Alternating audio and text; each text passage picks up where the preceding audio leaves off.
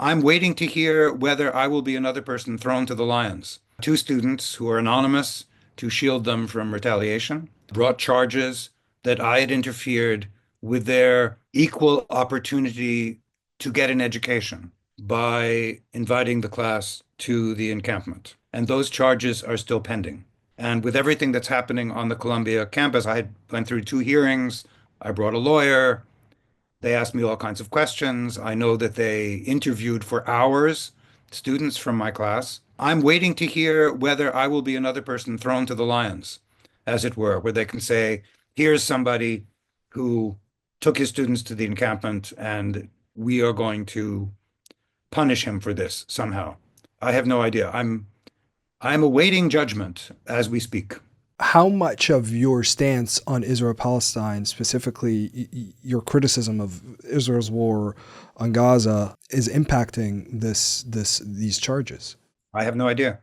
They don't tell me anything. I think that whoever it is who makes decisions up there in the administration is saying, probably the lawyers, is this a good person that we can use to appease the Republicans? That is, if we punish him, will they keep the money flowing?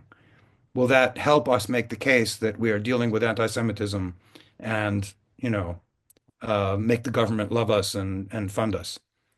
I speak with a certain bitterness and I apologize because it is a little bit personal.